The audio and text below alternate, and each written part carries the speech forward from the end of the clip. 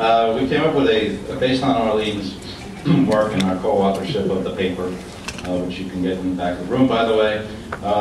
We came up with a simple three-step protocol on how to confirm the outcomes of elections, at least with the minimum sample necessary to do it. If you're in the Secretary of State's office or State Board of Elections and so on, you want to be able to tell your counties what to do so that they can go ahead and do it locally and be empowered that way. But in the meantime, you need to give them some direction because you do see the big picture at the state level. States are basically the largest jurisdictions in the country, now that I think about it. The first, there's 3 steps. All of this is in your booklet, the loose leaf book on page section 2. Basically, the 3 steps are: you first determine the minimum number of precincts that can change the outcome of an election, and to do that, you want to assume a certain vote shift percentage, which, if exceeded, people are going to notice whether you do an audit or not. Yesterday, Fritz Schern showed a scatter plot of precincts with historical compared to historical returns, and it was kind of a straight line. There weren't that many outliers.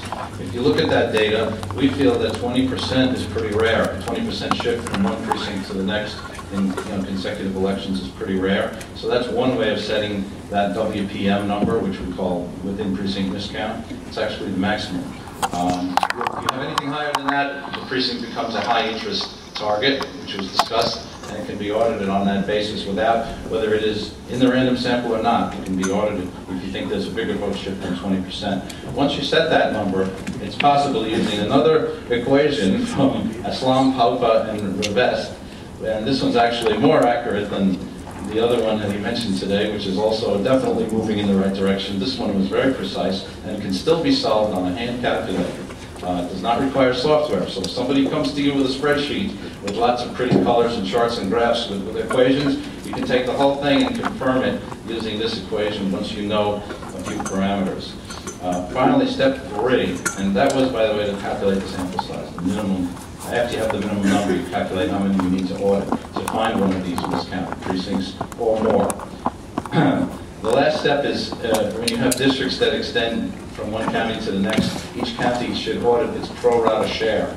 And there's a simple formula on how to do that, but basically, if half the precincts are in a county, then half the sample that you audit should be in that county.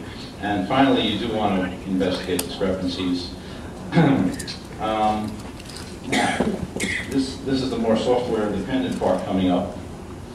And because we're software-dependent, I'm not sure if it's large enough for everyone to see, but I'll try to describe as much of it as I can.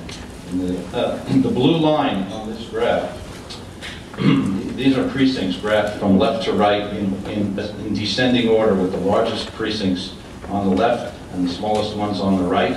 So the ones that are going to have the biggest possibility of changing an outcome are the largest ones on the left, and according to the calculations that are being done here, which are based on the previous equation. So like I said, if anybody shows you one of these things, don't believe any of it. Get a calculator and confirm it with that equation, because that's the exact equation that's used here.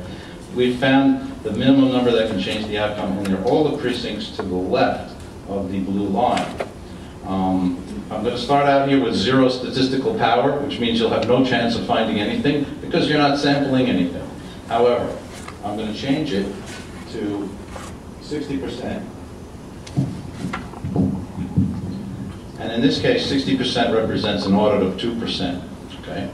And as you can see, occasionally you will get one of these precincts to the left of the blue line selected, but it's not going to happen that often. And I'm doing, each time I do this, I'm recalculating the random sample. And you will see that there are times, using that statistical power, that you're not getting any of the precincts, any of the high-risk precincts sampled. So what I'm going to do now is raise the statistical power to 90.